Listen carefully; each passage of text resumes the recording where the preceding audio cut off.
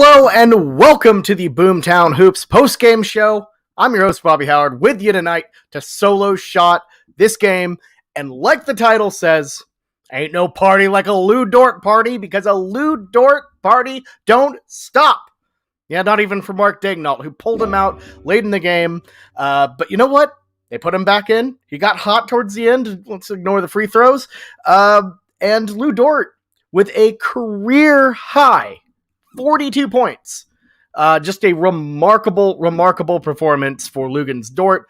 As we all know, undrafted, underestimated, and now just unbelievably talented.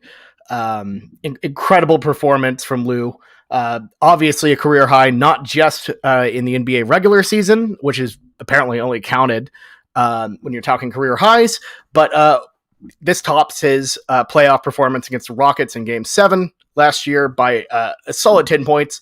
Just a remarkable scoring output for Lou Dort. Incredible first quarter, dropping, I believe, 18 points in the first frame. Cooled off a little bit towards the middle.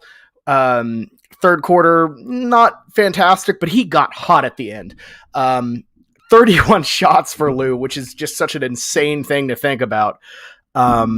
Easily the guy in charge of the offense. Not a great night for Maladone, for example. Only 6 shots, 5 points. Only made one of the 6. But really, this is just such a moment for Lou. I mean, what can you say? Incredible shooting from the 3-point line, 7 for 11. And yeah, no, I haven't even mentioned the score, because the score doesn't matter. You know, this is Lou Dort's night. The Utah Jazz, sure, you got a 10-point win. Thunder covered the spread. But at the end of the day, yeah, who cares about that score bug? Nobody does. This is Lou Dort's game. And I want to spend this time to kind of talk about Lou, what this game was. So please drop some comments. We'd love to chit chat with y'all. Obviously, just me and y'all here tonight. What's up, Max? Dort Basante Dort, of course. That's all that matters. Dort Basante Dort. And Nate's in 5. My guy does deserve a lot more money. But you know what? I respect Presti's hustle. I really do. And I don't know what to do with this, because I don't want it to be a situation like a kind of Scottie Pippen sort of deal where we're underpaying him so bad that he gets upset. Because I don't know how to take this. What Dort is capable of doing. We saw him take over a game, right before he got his concussion against the Houston Rockets. He has that ability to take over, and it's something where I didn't expect to see it. I think most rational Thunder fans didn't expect to see him be that type of guy to get 42. But this is a man who seriously has the potential to be something incredibly special, and he just keeps raising that bar up to a different level. Nate, I know I'm right with you on the Scotty thing. Hey, I'm here for a Scottie Pippen style Lou Dort sandwich commercial. Maybe get some of that City Bites money, no free ads. I'm waiting. He's different. Lou Dort's he's the Lou the Beast. He's built different, man. I love it. And I'm with Charlie here. It just I don't know how far can Lou go. That's my question, is how far can this guy go? Because every time he does something like this, it pushes this boundary that I've put on him.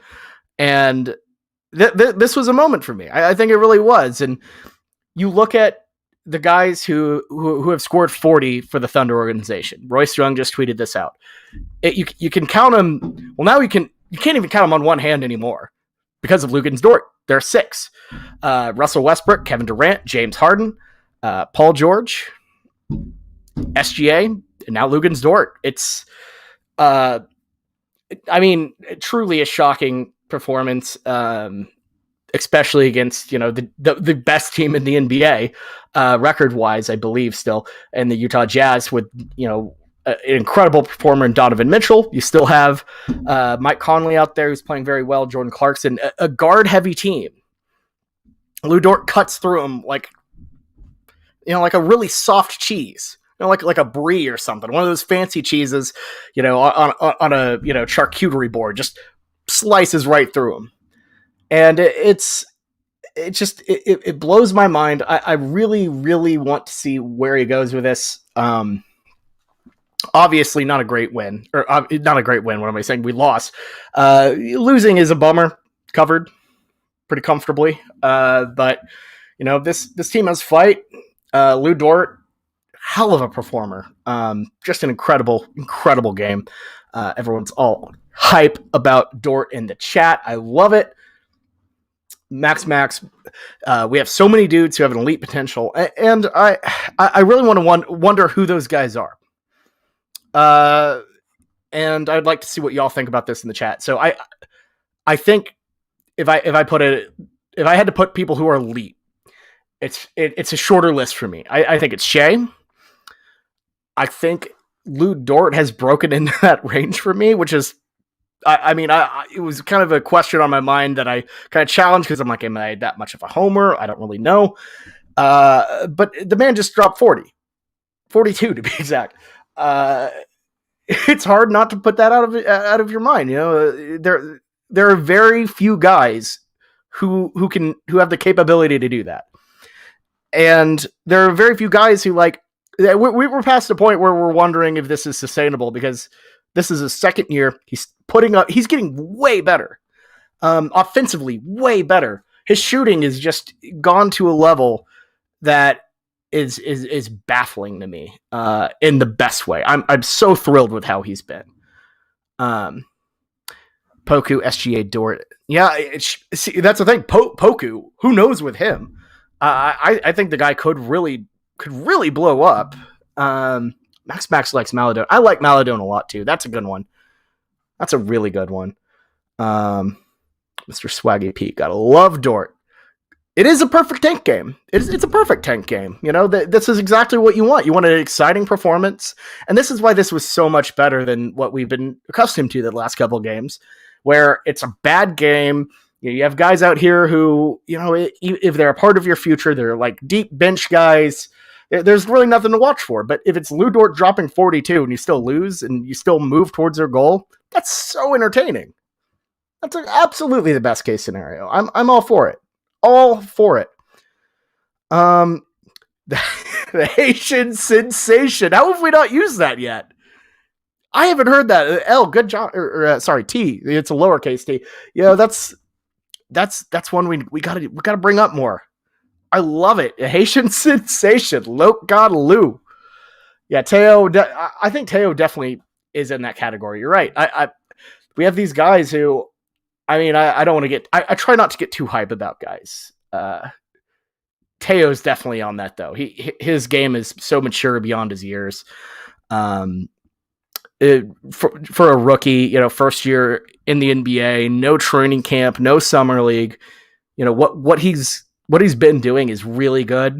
I definitely want to see that progression. He's a rookie, but he definitely has that potential to be, if not elite, like a legitimate, really good player in this league for a long time. And I probably am not giving Teo enough love as he deserves. He deserves a lot of love.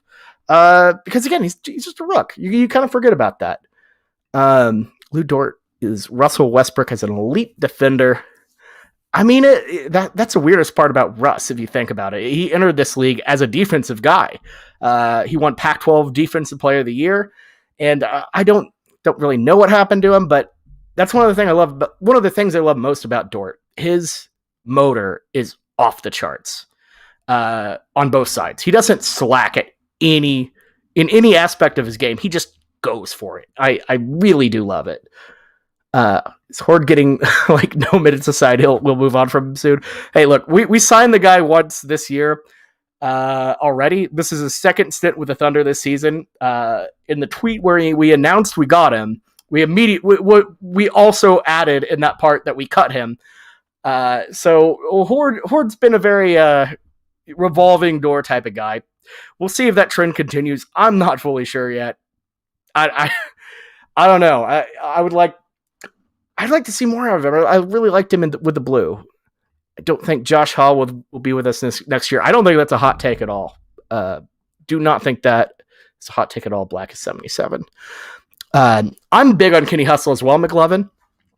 I was really when the first rumors about him leaving, kind of came out. I was a little worried about it. I didn't, and it's kind of funny. You get attached to these players in such a way where you're like, I've known this guy for like a couple months, but man, I just want to get him out of here.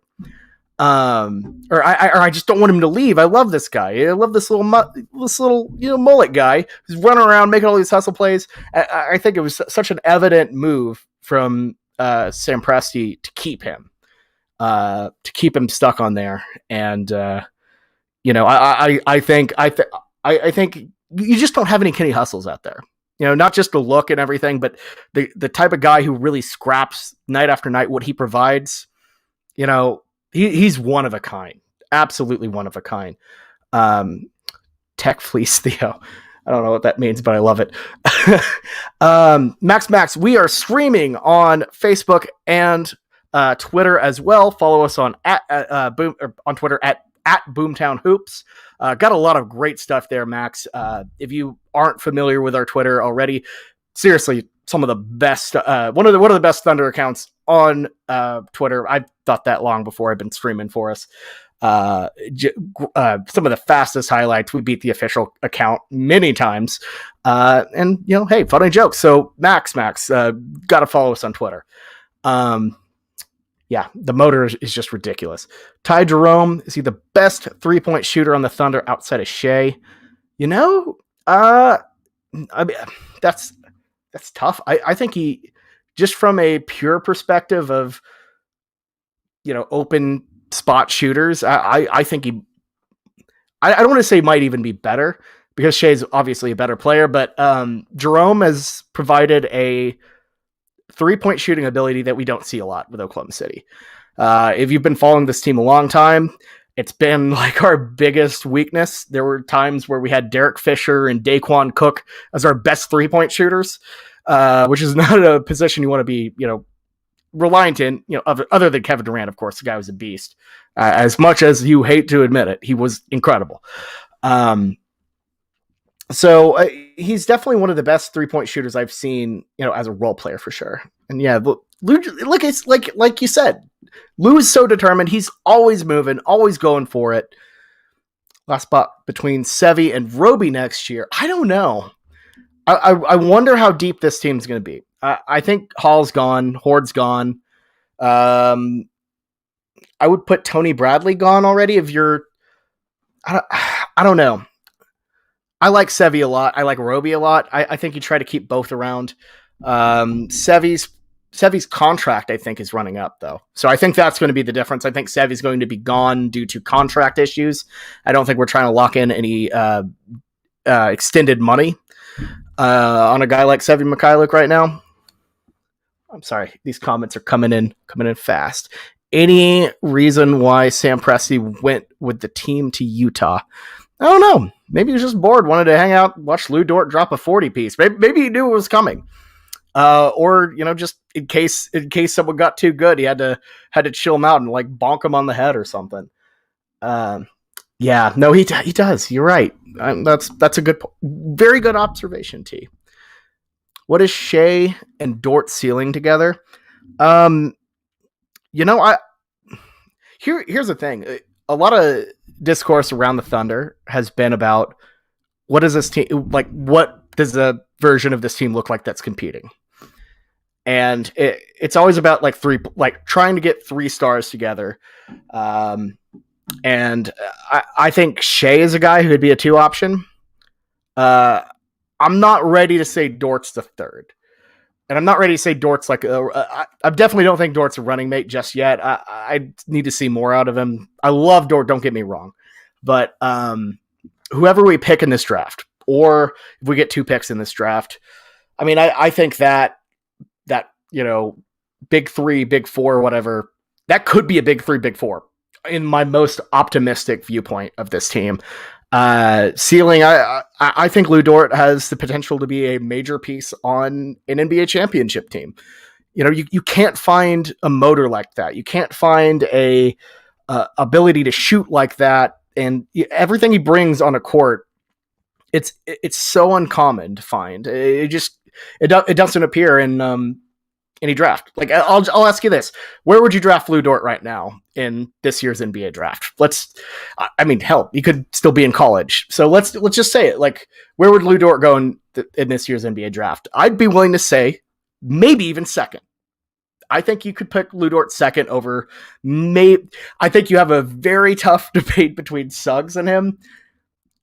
I know that's a hot take. I don't know. Again, this might be too hot of a take. Maybe just because I haven't seen the other guys play in in the league yet. But Dort, he just does so much on the court right now. He's really good. Very much a big Dort guy. Where are my Boomtown Hoops teammates tonight? We usually make a plan where we do second night of the back-to-back. And we made that plan, and the Dort thing happened. I'm like, you know what? I got to hop on and talk, y'all. I just got to go for it. And I'm sorry if y'all are bored of one guy just talking to you. But, hey, I just decided to go full Lou Dort here and drop 42. Just chit chat. Yeah, I know. That was too hot of a take. That was too hot of a take on the Dort at second. That was a little hot of a take. Moses gone. Okay. That's interesting. Maybe meeting with Davion. Okay. I could see that. Apparently Devion, was Devion there tonight? I might have missed that.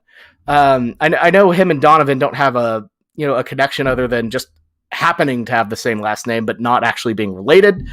But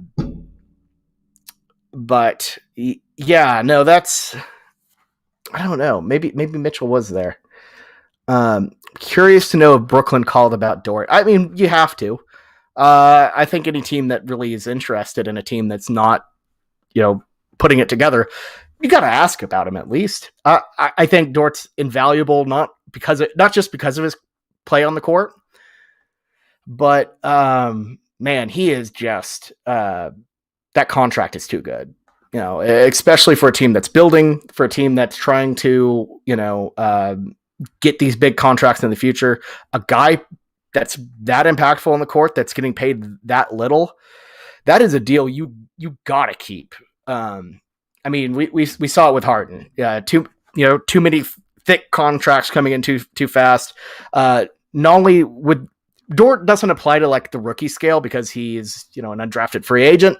So there are some different rules with that. And the fact that you could get Dort locked down for, I believe it was 4 years at the time, at such a low rate, like you don't get rid of that deal. Like it's too good to just have on, you have to keep that on the books. So I'm sure teams asked, but Dort's here to stay. I don't think you get rid of him in a trade. Am I confident in Dort's ability to improve his offensive game in the paint? Yeah, why not? He's improved. He has improved as a finisher, absolutely. This year, that's been something that's really, really. It was kind of his offensive strength entering the league, and he's gotten better since it. His jump 3-point wise has been the biggest and just insane thing about him. But I mean, honestly, I'm not in the business of doubting Lou Dort anymore. I'll tell you that. I'm definitely not in the business of that. The guy just keeps blowing whatever ceiling I set on him just completely out into the unknown. But anyways, well, folks, it's been about 20 minutes of me just rambling to y'all. And I really appreciate all of the questions tonight. Here we go. Would I include Dort in a deal to move from the 7th to the 3rd? I mean, it depends on what else is in there. It depends on. My thing is, I like Suggs, but I don't think if it's Suggs at 3, then maybe, but probably not, just because that contract's too good. And there, you can fight another day, do another. Thanks, Max. Hey, yeah, thanks, T. You can fight another day. We have plenty of picks. maybe not give up that asset to just move up a couple places for a guy that Presti would have to be in love with Suggs or Mobley. That's what it would have to be. Whoever ends up at that third spot, Presti's got to love that guy. And I don't know. I personally would be wary about it. I would like to see the order first. Like if the Timberwolves are second, they're definitely not picking Mobley, for example. I don't think I would go with Mobley. I don't really know. I trust Presti more than I trust myself on this. I'm just a rambly dude on Periscope and YouTube here. But yeah, if he Adam here. Yeah, if he makes the move, we trust it. I remember last time I really criticized a Presti deal. I hated the Steven Adams pick. I hated it, and he turned out great. I also love trading up for Cole Aldridge, and that was completely wrong. So again, in Presti we trust. He knows what's up. And I agree. Yeah, Lou brings way too much to it, and the contract's too good. Don't try to rush this. That's the biggest thing. Don't try to rush to get up there. I love this draft. Don't get me wrong. I would love to have the third pick, but I don't try to get rid of your good assets and your good contracts in order to in order to make something happen now. We have plenty of time. We have plenty of picks. So if you get 7th, just try to make the best pick you can at number 7. That would be a really frustrating spot, particularly if the Houston pick does not convey to the Thunder. Like that would really be a massive bummer. And knock on wood, let's hope it doesn't happen. But at that point, I think you just got to bite the bullet and pick whoever you can at 7. But anyways, hey, thanks again for all the questions, y'all. Putting up with rambling. Make sure to check us out on Twitter at Boomtown Hoops for all of the fire highlights and all this stuff. And if you love talking about this stuff, we have a great Discord channel. So make sure you're in that. We'll have the link below here for that if you're interested. It's always a good time chatting. I'm in there, always mixing it up. So yeah, hit that up. But anyways, that's all I got to say. I've pretty much rambled myself up out of, this Lou Dort 42-point game. Great for conversation, but you know what? I think it's time to head on out. So T, Max, Adam, all of y'all, thank y'all so much for tuning in tonight. And we'll catch you tomorrow to cover the Thunder Golden State game and whatever hijinks happens with that. So until then, I'm your host, Bobby Howard. This has been the Boomtown Hoops postgame show. Have a good night. Thunder up.